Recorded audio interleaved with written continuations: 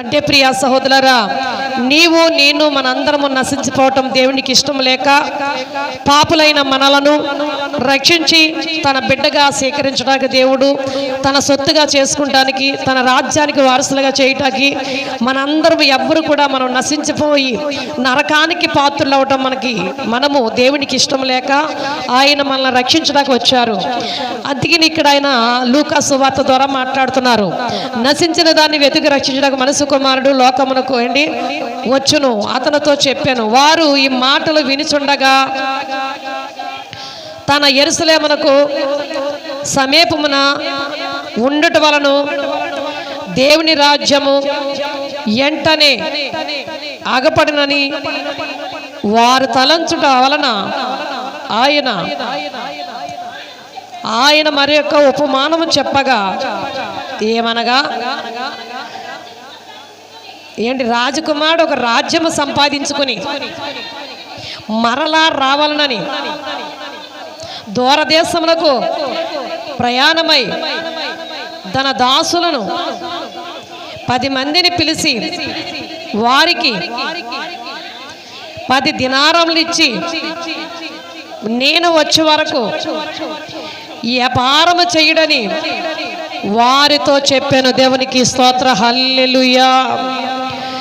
సుసర ప్రియ సహోదరులారా, ఆయన ఎప్పుడైతే వెతికి రక్షించడానికి వచ్చిన ఆయన ఒక మాట చెప్తూ ఉన్నాడు. ఇక్కడ లోకమును చూడండి ప్రియ సహోదరి సహోదరులారా, దేవునికి స్తోత్ర, హల్లెలూయా. ఆయన ఒక మాట చెప్తూ ఉన్నారు. ఆయనతో చెప్పాను. ఇక్కడ వారు ఈ మాటలు వినిచుండగా తాను యెరూషలేమునకు సమీపమున ఉండటం వలన దేవుని రాజ్యం వెగపడెను. దేవుడి రాజ్యం వెగపడెనంటే సమీపించి ఉన్నదంట. ఆయన అక్కడ ఉండగానే సువార్త ప్రకటిస్తూ ఉండగానే ఇక్కడ జక్కయ్య గారి గురించి చెబుతూ ఉన్నాడు. జక్కయ్య అంట అతడు ఒక గుత్తదారుడు, వ్యాపారం చేసేవాడు, వడ్డీ వ్యాపారం చేసేవాడు.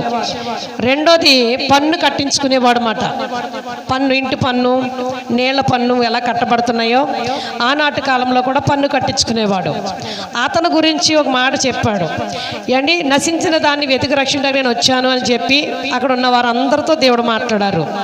ఇక్కడ దేవుని రాజ్యం వారు ఈ మాటలు వినిచుండగానే తమ యెరూషలేమును సమీపించి ఉండు వలన దేవుని రాజ్యం ఎగపడెను. చూడండి, వారి తలంచుట వలన ఆయన మరి యొక్క ఉపమానం చెప్పాను. ఏమనగా ఈ రాజకుమారుడు రాజ్యము సమకూర్చుకుని మరలా రావాలనని దూరదేశమునకు ప్రయాణమయ్యాను. దేవునికి స్తోత్రం. ఒక రాజ్యాన్ని సమకూర్చుకున్నట్టు ఆయన మన దగ్గరకు వస్తాడంట. ఏ రాజ్యం అది? పరలోక రాజ్యం. ఈరోజు నీవు నేను నమ్మి ఎప్పుడైతే బాప్తిస్మం పొందుతామో, ఎప్పుడైతే మన పాపాలను విడిచిపెడతామో, యేసుక్రీస్తును సొంత రక్షణగా అంగీకరిస్తామో, దేవుడు అంటున్నాడు నీకు ఒక రాజ్యం ఉంది, అదే పరలోక రాజ్యం. ఆ రాజ్యాన్ని నేను సమకూర్చడానికి వెళ్తూ ఉన్నాను. మరొక దుఃఖన ఉపమానం చెప్పారు. ఇదిగో అనేక నివాసాల కలవు, నేను మీ కొరకు నివాసాలను సిద్ధపరిచి మళ్ళీ నేను రెండో మారు మీ వద్దకు వస్తాను. మీ కొరకు నివాసాలను, ఇల్లు, మీ కొరకు ఇల్లు సిద్ధపరిచి వస్తానని చెప్పారు. ఇక్కడేమంటున్నారు? రాజ్యాన్ని స్థాపించి వస్తానన్నాడు. రాజ్యం ఏంటంటే పరలోక రాజ్యం. ఆ పరలోక రాజ్యాన్ని మీకు సమకూర్చి నేను మళ్ళీ వస్తాను అని చెప్పి ఉపమాన రీతిగా ఆయన చెప్తూ ఉన్నారు. ఏమనగా రాజ్యము సమీపించి ఉన్నది, సంపాదించుకుని మరలా రావాలనని దూరదేశమునకు ప్రయాణమై తన దాసులకు 10 మందిని పిలిచి వారికి 10 దినారములను ఇచ్చాను. వ్యాపారం చేసుకోమని ఇచ్చాడంట. ఎన్ని దినారాలు అంటండి? 10 దినారములను వ్యాపారం చేసుకోండి. ఇలాగా దాసులారా, వింటున్నారా? దాసులారా మీరు వ్యాపారం చేసుకోండి, నేను వచ్చే వరకు కూడా అని 10 దినారాలను అప్పగించి 10 మందికి 10 దినారాలను అప్పచెప్పి వెళ్ళాడంటే యేసుప్రభు వారు.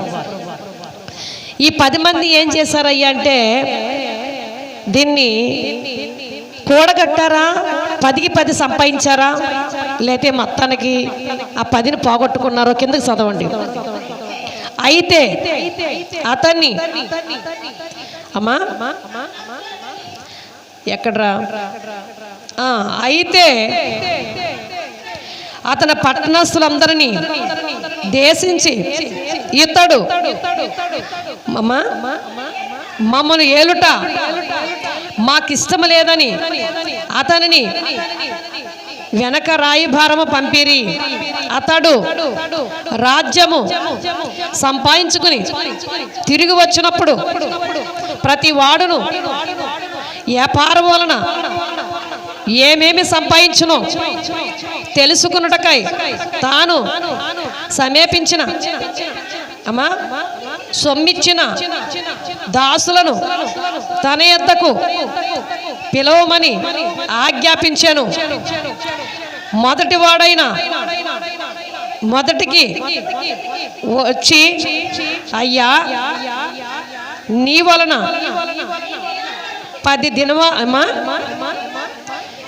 10 దినారులను మాకు ఇచ్చినని లభించునని చెప్పగా అతడు మరల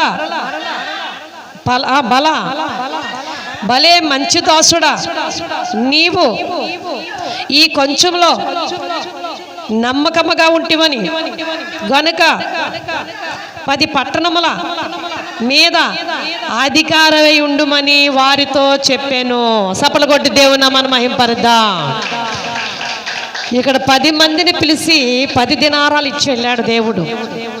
ఈ రోజు నా ప్రియ సహోదరి సహోదరులు, నిన్ను పిలిచి దేవుడు నీకు ఒక పని అప్పగిస్తాడు. ఆ పనినంటే నువ్వేం చేయాలంటండి, వీళ్ళకి 10 దినారాలు ఇచ్చి వ్యాపారం చేసుకోండి అని చెప్పేసి వెళ్ళిపోయారు. ఆయన వెళ్ళి ఒక రాజ్యాన్ని స్థాపించి, అంటే పరలోక రాజ్యాన్ని మనకు సిద్ధపరిచి, దేవుడు వచ్చి మళ్ళీనంట 10 మందిలోని ఒక్కొక్కరిని పిలుస్తున్నాడంట. ఆ 10 మందిలో ఒక్కొక్కరు పిలిచి, మీకు 10 దినారాలు ఇచ్చాను కదా, ఆ 10 దినారాలు ఏమి 1000 అని అడిగితే అతడు వెంటనే ఆ దాసుడు వచ్చి అంటున్నాడంట, అయ్యా మీరు 10 దినారాలు ఇచ్చారు కదా, ఆ 10 దినారాలకి 10 దినారాలను నేను సంపాదించానయ్యా అని చెప్పి సాక్ష్యం ఇచ్చాడంట. సాక్ష్యం ఇవ్వగానే ఆయన అంటున్నాడు, అయితే భలే మంచి దాసుడా, నువ్వు చాలా నమ్మకముగా నేను ఇచ్చిన 10 దినారాలకి 10 సంపాదించావు కనుక 10 దేశాల మీదకి నిన్ను అధికారిగా నియమించబోతున్నాను అనిస్తే గొప్ప సాక్ష్యాన్ని దేవుడు అక్కడ ఇచ్చారు. ఏం అప్పగించాడు? దినారాలు 10 దినారాలకి 10 దినారాలు సంపాదించినందుకే 10 రాజ్యాలను దేవుడు అప్పగించాడు. అధికారిగా అప్పగించాడంట, రాజుగా దేవుడు అప్పగించారు. నీకు ఇచ్చిన కొంచెం దాంట్లో నువ్వు నమ్మకంగా ఎప్పుడైతే ఉంటామో, మీకు బాగా ఉదాహరణగా చెప్పాలంటే, ఎక్కడన్నా మనం జాబ్ చేస్తున్నప్పుడు ఆ జాబ్ చక్కగా నమ్మకంగా చేసి ఇంకో 10 మంది మీద అధికారిగా నియమించారనుకోండి, ఆ పని జాగ్రత్తగా వాళ్ళతో చేయించి ఆ యజమానికి లాభాన్ని కూడగొడితే ఈ వ్యక్తిని ఏమంటారు? అధికారి. భలే నమ్మకమైన దాసుడా, నీకు నేను అప్పగించిన పనిని చాలా బాగా చేసి మిగతా జాబ్ చేసేవారు అందరినీ బాగా నడిపించి బాగా వర్క్ చేసేలా చేసావు. ఈ సంవత్సరం మన కంపెనీలో మంచి లాభాలు మనకు వచ్చినాయి అయ్యా అని ఇతనికి ఏమి ఇస్తారంట? ప్రమోషన్ అంటారు. దాన్ని ఏమంటారండి? ప్రమోషన్ ఇస్తాను. బాగా చేస్తామని ప్రమోషన్ ఇస్తారు. ఇప్పుడు ఈ 10 దినారాలకి 10 సంపాదించినందుకు దేవుడు ప్రమోషన్ ఇచ్చాడు. రాజ్యాల మీదే అధికారిగా దేవుడు గొప్ప బిరుదునిచ్చాడు. ఈరోజు దేవుని సంఘములో ప్రియ సహోదరి సహోదరులారా, ఒక్కొక్కరికి ఒక పని అప్పగిస్తున్నాడు. దేవుడు మాకు సువార్త ప్రకటించే పని అప్పగించాడు. ఆత్మల కాసే పని అప్పగించాడు. మీ ఆత్మలు నశించిపోకుండా, మీ ఆత్మలు నరకానికి వెళ్లకుండా, మీ ఆత్మలు చల్లారిపోకుండా, మీ ఆత్మలు నిరాశ నిస్పృహలోకి వెళ్లకుండా, మీ ఆత్మలు పతనమవ్వకుండా కాపాడవలసిన బాధ్యత, రక్షించవలసిన బాధ్యత దేవుడు మాకు అప్పగించాడు. మాకు అప్పగించిన పని మేము నిర్వర్తించాలి, నమ్మకంగా చెయ్యాలి, చాలా జాగ్రత్తగా మేము దేవుడి పని జరిగించేవారై ఉండాలి. ఇందులో అప్పగించిన పని ఏమైనా చిన్న పని మాకు అప్పగించింది చిన్న పని? గొర్రెలు ఉన్నాయి. అన్ని గొర్రెలు సమానంగా ఉంటాయా? అన్ని గొర్రెలు లోబడి ఉంటాయా అన్ని గొర్రెలు తల దించుకుని ఉంటాయా? కొన్ని గొర్రెలు తల ఇసురుతూ ఉంటాయంట, కొమ్మి ఇసురుతూ ఉంటాయంట. నిజమా కాదండి? ఆ మందలో, ఆ గొర్రెల మందలోనంట ఒక్కొక్క గొర్రె తల ఇసురుతూ ఉంటుందంట. ఆ గొర్రెల్లోనంట మేకలు కూడా ఉంటాయంట. ఆ మేకలు కూడా ఏం చేస్తాయి? దారంట కుదురుగా రావంట, ఆ కంచుకి ఈ కంచుకి వెళ్తూ ఉంటాయంట. నిజమా కాదండి అమ్మా? కొన్ని గొర్రెలు ఏమో తల ఇసురుతూ ఉంటాయి, కొన్ని గొర్రెలు ఏమో అలా తలదించుకుని ఏండి చక్కగా ఇంటాయి లోబడి. ప్రియ సహోదరులారా, ఇది సామాన్యమైనది కాదు. సేవ అంటే సావు అని ఉంటుంది బైబిల్లో. సేవ చేయటానికంటే ఊరుకునటం మేలు అని ఉంటుంది ఒక దిక్కున. ఒక దిక్కునంటే అసలు పరిశుద్ధ గ్రంథం నీకు తెలియపోవడమే మంచిది. ఎప్పుడు శృతి శృతి శృతి చేస్తేనే మంచిది. శృతి చేసిన వాడు పరలోక రాజ్యము వెళ్ళిపోతాడంట. ఏమండి, నీకేమి తెలియకుండా ఉండటమే మంచిది. తెలిస్తే ఏమంటారు? అన్నీ తెలిసిన వాడు అంట మూర్ఖుడు అంట. అన్నీ తెలిసిన వాడు నాకు అన్నీ తెలిసిలే, నాకు ఎవరు చెప్పవసరం లేదు, నాకు అన్నీ తెలుసు, నేను ఎవరి మాట వినవసరం లేదు అనుకుంటారంట. పురుషులైనా స్త్రీలైనా సరే. నిజమే కదా? నిజమా కాదండి అమ్మా? ఇక్కడ దేవుడు ఎన్ని రాజ్యాల మీదకి అధికారిగా నియమించాడమ్మా? ఒక 10 దినారాలు ఇచ్చినందుకు, 10 దినారాలకి 10 సంపాదించినందుకు దేశాల మీదే అధికారిగా నియమించాడు.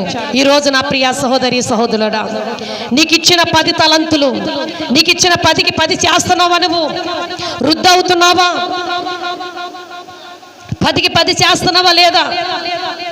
10 తలంతులు ఇచ్చాడు, ఆ 10కి 10 నువ్వు చేసుకోవాలి. దేవుడు నిన్ను ఆశీర్వదించాడు, ఒక ఆశీర్వాదం ఇచ్చాడు.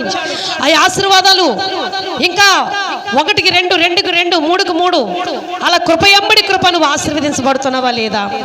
రెండోది, నీకు అప్పగించిన పని దేవుని సన్నిధిలో నువ్వు నమ్మకంగా చేస్తున్నావా లేదా?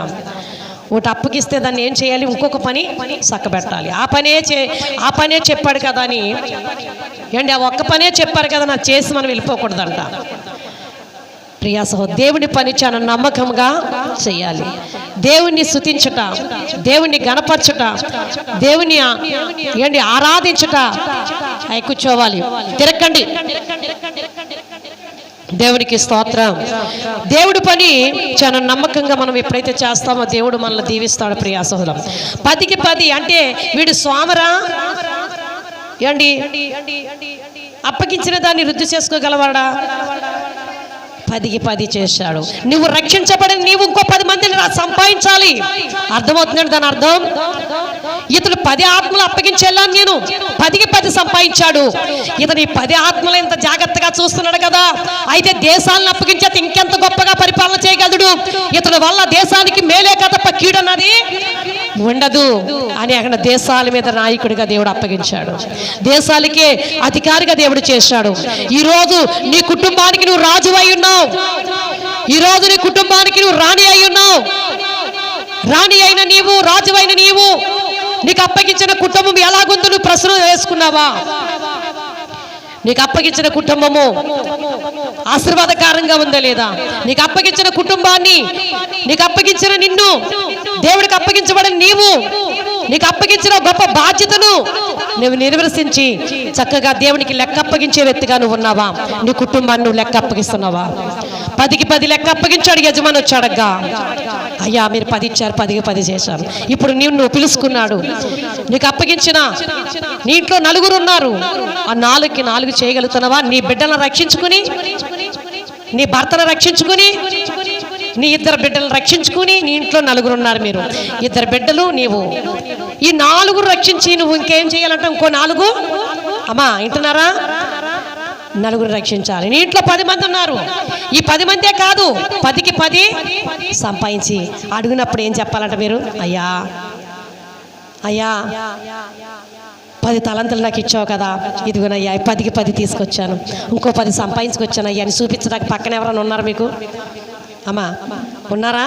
ఏరి అమ్మా చూపించడానికి ఉన్నారా? నిన్న కాక మొన్న వచ్చింది, అదిగో ఒక ఆవిడ. ఎంతమంది రక్షించబడిపోయారు అప్పుడే? చిన్నాలుడి చిన్న కూతురు రక్షించబడిపోయారు.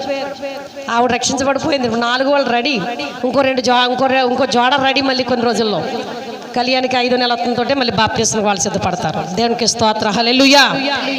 ఎంత భాగ్యమో! లూదియా రక్షించబడి తన ఇంటి వారిని రక్షించుకుందంట. ఇప్పుడు 3 రక్షించబడ్డారు. ఇప్పుడు 3కి 4వ సంపాదించుకుంటుంది ఆవిడ. 6, 7 సంపాదించేసుకుంటాం. దేవుని స్తోత్ర, హల్లెలూయా. 7 ఆత్మలు ఎంత గొప్ప భాగ్యం అండి. 7కి 7, 10కి 10, 2కి 2, 5కి 5 సంపాదించుకోవాలి. ఒక తలంతి ఇచ్చినవాడంట 5 తలంతులు ఇచ్చినవాడు 5కి 5 చేశాడంట. 10 తలంతులు ఇచ్చినవాడు 10 చేశాడంట. ఒక తల ఇచ్చినవాడంట అయ్యి బాబోయ్ దేవుడు నాకు ఇచ్చేళ్ళాడు తలంతు అని జాగ్రత్తగా దాచుకుని భూమిలో కప్పెట్టించాడంట దేవుడు రాజ్యం వచ్చేటాడికి. అంటే ఏంటండి, ఆడు అక్కడే ఉండి చనిపోయాడు. అర్థమైందండి? భూమిలో కప్పెడతామంటే ఏంటి, ఆడు అక్కడే రక్షించబడ్డాడు ఆ ఇంట్లో. ఏంటి, దేవుడు రాకడ వచ్చాడు, సమాధి చేయబడి ఉన్నాడు భూమిలో కప్పడి. అప్పుడు ఆత్మలే ఇస్తుంది కదా, దేవుడు వచ్చి అడుగుతున్నాడట, నా కుమారుడా నీకు తలంతు ఇచ్చాను కదయ్యా, ఎన్ని తలంతులు చేసావు అంటే, తండ్రి ఈ ఒక్క తలంతు ఇదిగోనయ్యా, నువ్వు వచ్చే వరకు ఇది ఎక్కడ పడేస్తానో మరి దొరకదేమనుకుని ఇది భూమిలో కప్పెట్టేశానయ్యా, ఇదిగోనయ్యా తీసి చూపిస్తున్నాడంట. అంటే అతను ఒక్కడే రక్షించబడ్డాడు. అతని వల్ల ఎవరు ఏ ప్రయోజనం లేదు, దేవుడికి ఉపకారం లేదు. అతను అక్కడే రక్షించబడ్డాడు.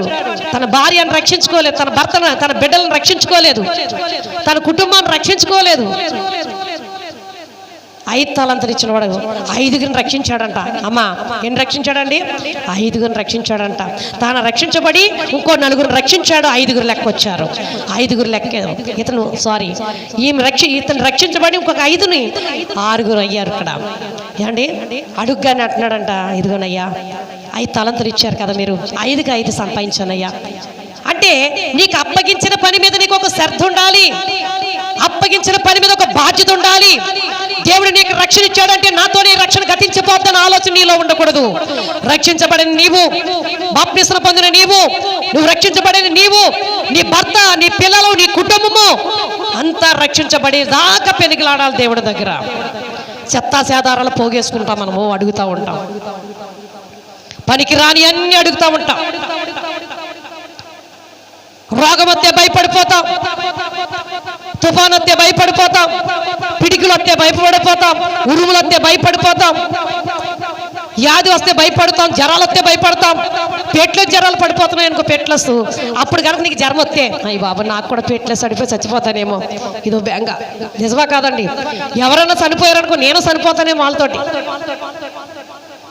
అమ్మా ఈ భయం వీటి మీద కాదండి, దేవుడి మీద ఎవరికైతే భయం ఉంటుందో, దేవుడికి ఎవరైతే భయపడతారో, ఏ తెగులుని నేమి చేయదు, ఏ మరణంని నేమి చేయదు, ఏ వ్యాధిని నేమి చేయదు, ఏ రోగంని నేమి చేయదు. అవన్నీ నీ యొద్ద నుండి గాలి దుమ్ములా తోలివేస్తాడు ఆయన. అన్ని నీ యొద్ద నుండి తొలగించేస్తాడండి. మనం ఈ అన్నిటికి భయపడతాం. ఎవరికి భయపడమండి? అమ్మా ఎవరికి భయపడం? దేవుడికి భయపడం. ఏదన్నా వచ్చినప్పుడు దేవుడిని అడగం మనం. ఏ డాక్టర్ బాగుంటాడా? ఇప్పుడు నెట్ వచ్చేస్తుంది కదా, నెట్ ఆన్ చేసేస్తున్నాం, లేకపోతే ఇంక్వైరీ చేస్తున్నాం. ఏ డాక్టర్ దగ్గరికి వెళ్తే బాగుంటుందండి, ఏ డాక్టర్ దగ్గరికి వెళ్తే బాగుంటుందండి. ఉన్నాడయ్యా పరమ డాక్టరే, నీ గ్రామంలోకి వచ్చాడు, నీ ఎద్దకు వచ్చాడు, నీ ఇంటికి వచ్చాడు, ఇంటెంటా వైద్యం చేస్తున్నాడు. అయినా రోగాలు బాగు చేసుకునే వాళ్ళు ఒక్కలానే ఉన్నారా? అమ్మా రోగం బాగు చేసుకునే వాళ్ళు ఒకరైనా ఉన్నారా? సిద్ధపడే వాళ్ళు ఒకరైనా ఉన్నారా? వ్యాధి, ఘోరమైన వ్యాధి మనలో ఉందంట, పాపమైన వ్యాధి. ఆ పాపమైన వ్యాధి నడినెత్తును వదలుకుని అరికాల వరకు కూడా వ్యాపించి ఉందంట అండి. ఆ వ్యాధి ఎంత మాత్రం నీలో నుంచి ఏ డాక్టర్ తీయలేడు, ఒకే ఒక డాక్టరీ బాగు చేయగలడు. ఆయనే పరమ వైద్యుడు యేసుక్రీస్తు. చప్పట్లు కొట్టి దేవుని నామాన్ని మహింపరుద్దాం. ఆయనే యేసుక్రీస్తు. నీ ప్రతి రోగమును, ప్రతి వ్యాధిని బాగు చేయగల సమర్థుడు. ప్రియ సహోదరి సహోదరులారా, నశించిన దాన్ని వెతికి రక్షించగల దేవుడు. ఏమి నశించిపోతుందయ్యా అంటే, జక్కయ్య గారి యొక్క హృదయము పాడైపోయింది. ఆ పాపము నుండి విడిపించి యేసుక్రీస్తు సొంత రక్షకుడిగా అంగీకరించేలా చేసి, తన మా కాలువని యేసయ్య పాదాల మీద పడి తన పాపాలు ఒప్పుకోలు చేసుకుని, అయ్యా ఎవరి దగ్గరైనా నేను అన్యాయంగా తీసుకుంటే ఇదిగో నేను 2 వంతులు తీసుకున్న వారి దగ్గర 4 వంతులు ఇచ్చేస్తానయ్యా అని చెప్పి వెంటనే తన పాపాలు ఒప్పుకు చేసుకుని, తను వడ్డీ వ్యాపారం చేసి అతను నేను ఎవరి దగ్గర 2 వంతులు తీసుకుని 4 వంతులు చెల్లించేస్తాను, నా పాపాలు క్షమించయ్యా, ఇక నుండి వ్యాపారం నేను చేయనయ్యా అని చెప్పి తన పాపాన్ని ఒప్పుకున్నాడు. ఒప్పుకుంటే యేసు ప్రభు దగ్గరికి వచ్చిన శిష్యులు అంటున్నారంట, ఇదేంటయ్యా ఇతడు పాపి, ఈ గుత్తధరుడు, వడ్డీ వ్యాపారస్తి, చాలా దుర్మార్గుడు, ఎవరన్నా పన్ను కట్టకపోతే పైన వేస్తాడు, ఎవరైనా వడ్డీ ఇవ్వకపోతే డబల్ వడ్డీ వేస్తాడు, ఇటువంటి దుర్మార్గుడు అంతా యేసయ్య నుంచి మాట్లాడుతున్నాడేంటి, అసలు పాపులతో ఈయనకి పని ఏంటి అని చెప్పి పక్కనున్న శిష్యులు గొనుక్కుంటా ఉన్నారంట. వెంటనే ఆయన హృదయ రహస్యాలు ఎరిగిన దేవుడు కదా, హృదయ రహస్యాలు ఎరిగిన దేవుడు కదా, వెంటనే అంటున్నాడంట, ఏండి ఆయన అంటున్నాడంట, ఇతడు కూడా అబ్రహాము కుమారుడే. సపలు కొడదాం, దేవునికి స్తోత్రం. ఇతడు కూడా ఎవరు కుమారుడు అంటండి? అబ్రహాము కుమారుడే. ఎవరు కుమారుడు అంట? అబ్రహాం. ఇప్పుడు మన గంగాధర్ గారు ఎవరు కుమారుడు? ఇప్పుడు ఏండి, ఇదిగో నువ్వు ములిగితే ములిగావు కానీ నన్ను మట్టి ములగమన్నావంటే ఊరుకోను అని చెప్పాడు ఆయన. ఫుల్ వార్నింగ్ దుబాయ్ నుంచి వచ్చాక. ఏండి అన్నారా లేదా? అమ్మా, నువ్వు ములిగితే ములిగావు, నువ్వు కలిసిపోతే కలిసిపోయావు, నన్ను కలుపుకో అన్నాడండి. అప్పుడు 15 సంవత్సరాల కిందటేమో అమ్మ యేసు ప్రభు గొప్పోడు, ఆయన దగ్గరికి వెళ్ళి ఆయన చర్చికి వెళ్ళని చెప్తుంటే, లేదు లేదు అసలు నువ్వు యేసు ప్రభు పేరు మట్టిగట్టుగా ఆయన కులానికి సంబంధించి మన కులమా మన గోత్రమా, అసలు ఆయన పేరు ఎత్తగానేమి తన భర్తను గద్దించింది 15 సంవత్సరాల కిందట. నిజమా కాదమ్మా? గద్దించింది. ఏండి ఈ గద్దించిన ఆవిడి, ఏండి యజ్ఞారాధన కలిగిన ఆవిడి, దేవతల పూనకాలు కలిగిన ఆవిడి, ఎక్కడ జాతర జరుగుతుంటే అత్తుల్లో ఆ గుడుల దగ్గరికి పరిగెట్టుకుని డప్పులతో ఉజ్జీవాలతో వాయిద్యాలతో తీసుకెళ్ళిపోయి ఈవిని దేవుడు ఏం చేశాడు? పట్టుకున్నాడు. పట్టుకుని శాశ్వతమైన ప్రేమ, ఏండి అగాపి ప్రేమ, నిజమైన దేవుని యొక్క చేతిలో పడేలా చేశాడు దేవుడు. దేవునికి స్తోత్రం, హల్లెలూయా. నువ్వు చనిపోయినా మళ్ళీ తిరిగి బ్రతుకుతావు అన్నాడు దేవుడు. ఎంత గొప్ప దేవుడు! ఆవిడ విశ్వాసం మన శాతపడి చేశారు కదా, వాళ్ళ చుట్టాల బంధువులు వాళ్ళ అమ్మగారు సైతం కూడా, అయ్య బాబో ఆ భూత వైద్యుడి దగ్గరికి వెళ్దాం, ఇక్కడ భూత వైద్యుడు ఉన్నాడు, అక్కడ భూత వైద్యుడు ఉన్నాడు, అక్కడ ఇక్కడ ఒక 20 ఏళ్ళు ఆగుదామని పాడు చేద్దామని అపవాది చూశాడు. వాళ్ళ అమ్మగారిని చాలా పట్టట్టాడండి. అమ్మా ఒక్కడే చెప్పాను, అమ్మా వచ్చి ప్రార్థన చేశాను, నాకు దేవుడు ప్రార్థన చేసే వరం, దెయ్యాలైనా దురాత్మలైనా శాతపడి చేతులైనా ఏదైనా చేసే వరం దేవుడు ఇచ్చాడు కనుక ప్రార్థన చేస్తున్నాను కనుక నువ్వు మళ్ళీ భూత వైద్యుల దగ్గరికి వెళ్ళి అక్కడికి వెళ్ళి ఇక్కడికి వెళ్ళి వేస్ట్గా డబ్బులు ఖర్చు పెట్టుకుని దేవుడు నామని అవమానపరచవద్దు. దేవుడు ఉన్నాడు, దేవుడు బాగు చేస్తాడు, నమ్మితే ప్రార్థన మీద ఆధారపడు, దేవుడి మీద ఆధారపడని చెప్పి ప్రార్థన చేసి వచ్చేసానండి. తర్వాత చాలా రకాలుగా నలిగిపోయారు. ప్రాణం అంటే ఎవరికైనా తీపే కదా, ఏమో సొత్తే బాగుంటుందేమో, పోనీ మీ అమ్మ కూడా వెళ్తే బాగుంటుందేమో, గంగాధర్ గారు అనే ఉండొచ్చు. ఏండి అన్నారమ్మా? అనలేదంట. దేవుని స్తోత్రం, మీ విశ్వాసం గొప్పది. ఏండి ఆవిడ మనసును చాలా రకాల కలవర పెట్టారు. నేను పెట్టారా లేదమ్మా? పెట్టారు. వెళ్ళారా? ఏండి ఎవరి మాట మీద ఉన్నారు? నీ వాక్యము నన్ను బ్రతికించును, నా బాధలు ఇదే నాకు నెమ్మది కలగజేస్తును. ప్రియా సహోదరులారా, ఏ తెగులు, ఏ వ్యాధి, ఏ శాతపడి శక్తులైనా సరే 10,000 మంది మన మీద దండెత్తుకుని వచ్చినా సరే మనల్ని ఏమీ చేయలేరు. మన దేవుడు శక్తి కలిగిన దేవుడు, రోషం కలిగిన దేవుడు. మన దేవుడు యోధా గోత్రపు సింహం అయి ఉన్నాడు. ఆయన బిడ్డలైన వారు సింహం వలె మనం ఉండాలి. అపవాదిని జయించాలి, సాతాన్ని జయించాలి, రోగాలు జయించాలి.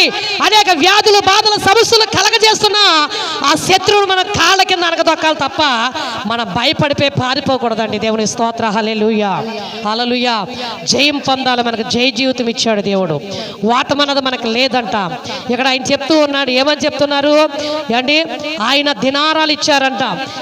ఆ నిజంగా ఈ మాట చాలా అండి ఏంటంటే, ఈ తలంతుల 10 తలంతులు ఇచ్చాడంట. 10కి 10 చెయ్యాలి అమ్మా, 10కి 10 చేసుకోవాలి. తలంతులు 10కి 10 చేసుకోవాలి. నువ్వు ఎప్పుడైతే 10కి 10 చేస్తావో దేవుడు ఆశీర్వాదాలు పొందుతావు. లేదు అలాగే దాచుకుని నేను మట్టి రక్షించబడితే చాలు. ఒక ఆవిడ అంటుంది, అమ్మగారు మేము బాప్టిజం పొందేస్తానండి, అయ్య బాబా నా ఇంట్లో నన్ను దేవుడు రక్షించుకున్నాడండి, నా ప్రార్థన నా ఇంటినంతా కాపాడుతుందండి. నీటినంతా కాపాడుతుంది, ఓకే. మరి నీ భర్తలో అపాయం నుండి, వ్యాధుల నుంచి, బాధల నుంచి, కుటుంబ వ్యవస్థలో నుండి నువ్వు దీవించబడవచ్చు. అయితే ప్రభువు రాకడ వచ్చిన నీలో, నీ భర్తలో, నీ పిల్లల్లో ఉన్న ఆత్మ ఎవరు కాపాడుతారు? ప్రియా సహోదరులారా, ఈ భూ సంబంధంగా అన్ని కాపాడవచ్చు, అన్ని ఆశీర్వదించబడవచ్చు, అన్ని రకాలుగా దీవించబడవచ్చు. నువ్వు నీ ప్రార్థన, నీ ఇంట్లో ఒక్కరు నువ్వు రక్షించబడ్డావు, ఆ ప్రార్థన నీ కుటుంబానికి కాపుదల ఉండొచ్చు.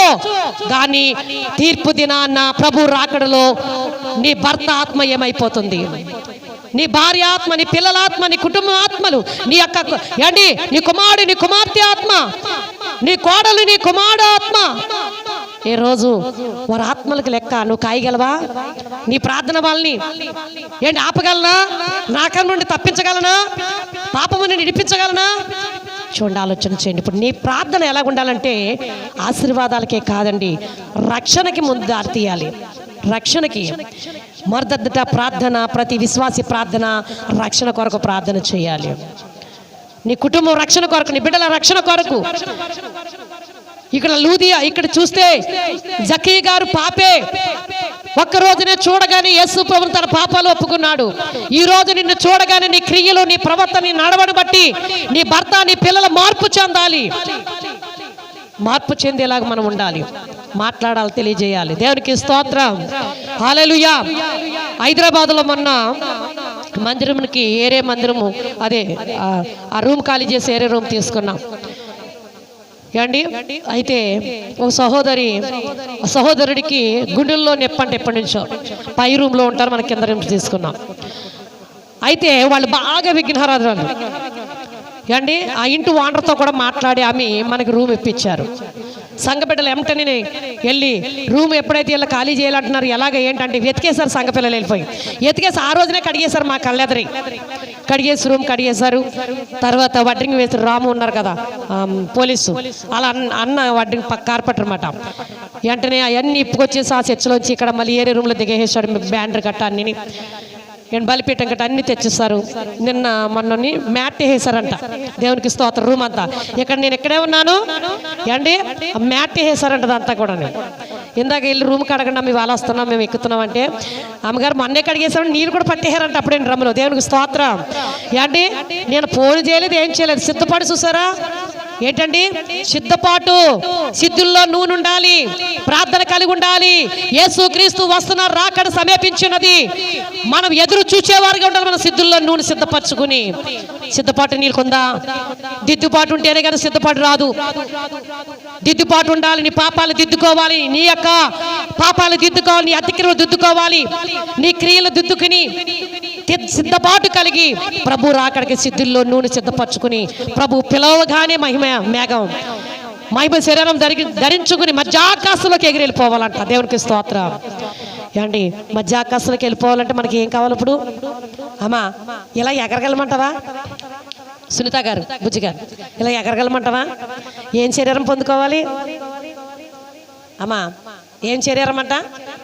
మహిమ శరీరం పొందుకోవాలంట. ఆ మహిమ శరీరం రావాలంటే ఏమండి ఊరికిని వచ్చేద్దా? ఏం చేయాలి? చూడండి, పరిశుద్ధ గ్రంథంలో నుంచి వాక్యపాఠం సదస్సు ముగించేస్తాను నేను. దేవునికి స్తోత్ర, హల్లెలూయా. ఇప్పుడు మీరు ఏం చేయాలో చూడండి. మహిమ శరీరం పొందాలంటే మీరు ఏం చేయాలి? దేవునికి స్తోత్ర, హల్లెలూయా. చూడండి, పరిశుద్ధ గ్రంథంలో నుంచి మత్తయి సువార్త 3వ అధ్యాయం 11వ వచనం.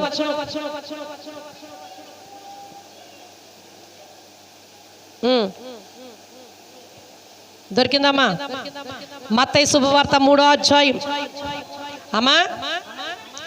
అమ్మా ఇప్పుడు ఏం చేయాలంట? మారు మనసు నిమిత్తము నేను నీళ్లలో మీకు బాప్తిస్మం ఇస్తున్నాను, అయితే నా వెనక వచ్చేవాడు నాకంటే శక్తిమంతుడు, ఆయన చెప్పులు మొయిటికైనను నేను పాత్రుని కాను, ఆయన పరిశుద్ధాత్మలోను అగ్నిలోను మీకు బాప్తిస్మం ఇచ్చాను. దేవునికి స్తోత్ర, హల్లెలూయా.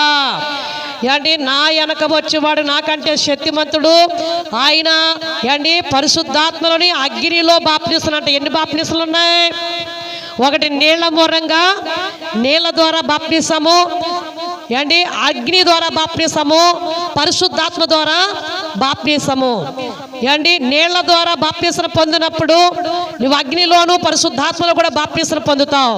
అప్పుడు నీ దేహమంతా, నీ పాపమంతా, దేహమంతా కూడా కాల్చబడతాది. నీ పాపమంతా, ధూళంతా ఏంటి కిందకి ఏంటి కడగబడతావు. ఇమమ కంటే తెల్లగాను, ఈ సూపు కంటే తెల్లగా కడగబడి దేవుని యొక్క బిడ్డగా మహిమ శరీరము ధరించుకుని నీవు ప్రభు రాకడి ఎత్తబడే గొప్ప అభిషేకాన్ని నువ్వు పొందుకుంటావు. బంగారం ఉంది కదండి, ఒక బంగారు ఒక పాత వస్తువు పట్టుకెళ్ళి, అమ్మా ఒక పాత వస్తువుకు మీ నానమ్మదో మీ అమ్మమ్మదో ఎవరన్నో ఒక వస్తువు ఇచ్చారనుకోండి, అది పట్టుకెళ్ళి నువ్వు వస్తువు చేయించుకోవాలంటే అది అగ్నిలో వేసి కాలిస్తేనే కానీ దాని ధూళి దుమ్ము పోదు. అప్పుడు ధూళి దుమ్ము పోయాక అది శుద్ధగా చేయబడిన తర్వాత ఒక వస్తువు చేయాలి. అది అందమైన వస్తువు చేసి దానికి మెరుగు పెట్టినప్పుడు ఇప్పుడు ఈ పాత బంగారము కవసాల చేతులకు వెళ్ళినప్పుడు ఎలా రూపించబడ్డదండి? అందమైన వస్తువుగా దగదగా మెరుస్తుందంట అండి. ఇప్పుడు పాత వస్తువు నువ్వు పెట్టుకోగలవా? కొత్త వస్తువు పెట్టుకుంటావు, పాత వస్తువు పెట్టుకుంటావండి? అమ్మా పాతది దుమ్ముతో ఉంది, మట్టితో ఉంది కనుక నువ్వు పెట్టుకుని పక్కన పడేసావు, ఎన్నిసార్లు తీసినా పక్కన పడేసావు. ఇప్పుడు ఎప్పుడైతే కొత్తది నీకు నచ్చిన వస్తువు చేసుకున్నావు దాన్ని పదే పదే పెట్టుకుంటావు. మన ప్రాత బతుకు రోత బతుకుని విడిచిపెట్టి పాసీన స్వభావం విడిచిపెట్టి నవీన స్వభావం పొందుకుని దేవుడి బిడ్డలుగా మన పరిశుద్ధులుగా ఎప్పుడైతే జీవిస్తామో, దేవుని యొక్క ఆత్మ ద్వారా అభిషేకం ద్వారా మనం ఎప్పుడైతే అభిషేకించబడి అగ్నిలో కాల్చబడి దేవుడి యొక్క ఆత్మతో మనం ఎప్పుడైతే నింపబడతామో అప్పుడు దేవుడు మనకి మహిమ శరీరాన్ని ఇస్తాడు. ఎప్పుడైతే మహిమ శరీరం ఇస్తారో ఆ మహిమ శరీరం మన బ్రతుకుండగా కూడా ఎత్తబడతాం. ఒకవేళ చనిపోతే సమాధిలోంచి తెరవబడి సమాధిలోంచి ఎత్తబడతాం.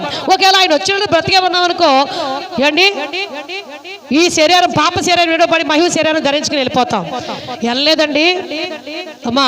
నాగలు దున్నుతున్న వారు ఒకరు ఎడవబడ్డారు, ఒకరు ఎత్తబడ్డారు. తిరగలు ఇస్తున్న వారు ఒకరు ఎడవబడ్డారు, ఒకరు ఎత్తబడ్డారు. 10 మంది కంజుకులు 5గురు ఎడవబడ్డారు, 5గురు ఎత్తబడ్డారు. ఈరోజు సంఘములు ఇంతమంది ఉన్నారు, మరి ఎత్తబడేవారు ఎంతరు? ఎడబడేవారు అందరూ. నువ్వు ఎత్తబడే గుంపుగా ఉండాలనుకుంటున్నావా? ఎడబడే గుంపుగా ఉండాలని. ఎత్తబడాలనుకుంటే ప్రభు రక్షణ పొందు, నమ్మి బాప్తిస్మం పొందు, ఆయన రక్తంలో కడగబడు. ఎప్పుడైతే కడగబడి ఆయన బిడ్డగా సంఘంలో చేర్చబడతావో, ప్రభు రాత్రి బల్లలో పాలుపప్పులు పొందుతావో, ఆయన శరీరం తిని ఆయన రక్తం తాగుబడి నిత్య జీవం గలవాడు, వాడిని నేను అంచు దినమందు లేపుదని అంటున్నాడు ఆయన. నువ్వు అంచు దినమందు ఆయన రాకడలో ఎత్తబడాలంటే లేపబడాలంటే అందరూ అంతటా మారు మనసు పొంది తండ్రి కుమార పరిశుద్ధాత్మలో బాప్తిస్మం పొంది నీ పాపాలు ఎప్పుడైతే ఒప్పుకుని మారు మనసు పొంది రక్షణ పొంది ఆయన రక్తంలో కడగబడతావో అప్పుడు సంఘములో చేర్చబడి ఆయన బిడ్డగా నువ్వు ముద్రించబడతావు. ఆయన జీవ గ్రంథంలో నీ పేరు లిఖించబడింది. ఆయన ఆ తీర్పులోనికి నువ్వు వెళ్లకుండా దేవుడి లెక్కలోనికి నువ్వు వస్తావు. ప్రియా సహోదరురా, గనక ఆయన కుడిపాసం నువ్వు చేరాలంటే, నువ్వు ఆయనతో కలిసి జీవించాలంటే ఇక్కడ జక్కయ్య గారు వాళ్ళు నువ్వేం చేయాలంట? నీ పాపాలు ఒప్పుకుని విడిచిపెట్టి ఎప్పుడైతే ఆయన దగ్గర నువ్వు మా కాలం వంచుతావో వెంటనే నేడే నీ ఇంటికి రక్షణ. జక్కయ్య నేడే నీ ఇంటికి రక్షణ అన్నాడు. ఏ ఇంటికి? తన హృదయానికి. తన హృదయంలో చోటిచ్చేసాడు. వెంటనే నీ ఇంటికి రక్షణ వచ్చేసిందయ్యా అన్నాడు. మారు మనసు పొందిహాడు అంటున్నారు జక్కయ్య గారు. ఏండి ఇతడు కూడా అబ్రహాం కుమారుడే. ఏండి ఉన్న శిష్యుల కంటే ఎవరు గొప్పవారు అయ్యారు? ఇప్పుడు యేసుతో ఉన్న 12 మంది శిష్యుల కంటే ఎవరు గొప్పవారు? పాపైన జక్కయ్య గొప్పవాడా? ఈ 12 మంది గొప్పవారా? ఈ 12 మంది విమర్శించారు, కానీ పాపి ఒప్పుకున్నాడు, కప్పుకోలేదండి, క్షమించబడ్డాడు, కనికిరం పొందాడు. వెంటనే దేవుడి కుమారుడు అనిపించుకున్నాడు. ఇతడు కూడా అబ్రహాం కుమారుడే. ఈ నేడే ఇంటికి రక్షణ అన్నాడు. ఈ రోజున ప్రియా సహోదరి నీ బిడ్డల కొరకు, నీ కుటుంబం కొరకు, నీ కొరకు ప్రార్థన కలిగి ఉండండి. కుటుంబాల రక్షణ కొరకు ప్రార్థన చేయండి. నీ బిడ్డల రక్షణ కొరకు ప్రార్థన చేయండి. ఎవరి కుమార్తెలారా, ఎవరి స్త్రీలారా, మీ బిడ్డలకు రక్షణ సిద్ధపరచండి, ముందుకు నడిపించండి, బాప్తిస్మం ఇప్పించండి. వారు ప్రభు సన్నిధిలో సాక్షిలో బాధలోను శిక్షలో వాళ్ళు ఎదుగుతే పెద్దవారు అయినప్పుడు తొలగిపోరు. పాపంలో పడిపోకుండా వారు పవిత్రులై ఉంటారు. దేవుడి రాజ్యం వచ్చే వరకు తల్ల వంచండి, ప్రార్థన చేసుకుందాం. దేవానికి వందనాలు, స్తోత్రాలయ్యా. ప్రతి ఒక్కరు కూడా ప్రార్థన చేద్దాం. దేవానికి వందనాలు, స్తోత్రాలయ్యా. గొప్ప దేవుడు అనేది దేవుడు, జీవం గల తండ్రి, నాయన ఎంతవరకు ఎత్తబడిన ఈరోజు ఈ వాగ్దానం ప్రభా, ఎంతో సత్యమైన వాక్యాన్ని, ఎన్నో లోతైన మర్మాలు అయ్యా పరిశుద్ధ గ్రంథములో నాయన లూకా శుభవార్త 19వ అధ్యాయము నాయన 12వ వచనం ద్వారా మాట్లాడి వాగ్దానాలన్నీ బిడ్డల హృదయాల నీరు కట్టి ఫలింపజేసి నాయన సహాయం దయచేయి. జక్కయ్యని ఎలా రక్షించావో మా బిడ్డలందరూ రక్షించండి నాయన. నేడే ఇంటికి రక్షణ కలిగిందన్న నీ బిడ్డల ఇళ్లకు రక్షణ కలుగును గాక. ఇప్పుడే నాయన ప్రతి కుటుంబము నమ్మి బాప్తిస్మం పొందును గాక. ప్రతి ఒక్కరి హృదయం నీ తట్టు తిప్పబడును గాక. ఈరోజు రక్షణ పొందిన గంగాధర్ గారు రక్షించబడుతూ నీ బిడ్డగా స్వీకరించి నువ్వు రక్షిస్తున్నదికే వందనాలు ప్రభా. నాయన త్వరలో తన పెద్ద కుమార్తె పెద్దలుడు కూడా రక్షించబడును గాక. మనవరాలు కూడా రక్షించబడును గాక.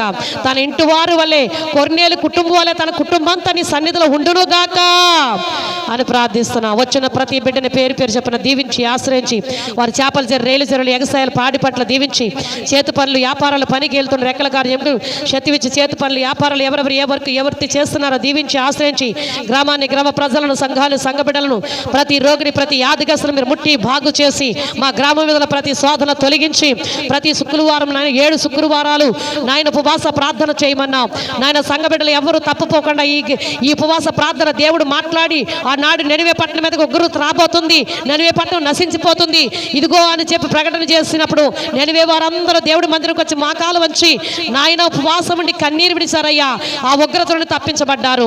నీ బిడ్డలు కూడా శుక్రవారం ఉదయకాలం జరుగుతుంది, సాయంకాలం ప్రత్యేకంగా నువ్వు మాట్లాడావు నాయన. పెడుతున్న 7 వారాల ప్రార్థనల బిడ్డలు పాల్గొని కీడులు నాయన ఏ సోదరులు ఏ తెగులు ఏ దుష్టుడు ఏ మరణదూత వాళ్ళ ఇళ్ల మీదకి రాకుండా వారు ప్రార్థనలో గడిపే కీడు తప్పించబడుదురు గాక అని ప్రార్థిస్తున్నాం. వారి మీద వారి బిడ్డల మీద వారి పసిబిడ్డలని కాపుదాలు ఉంచండి.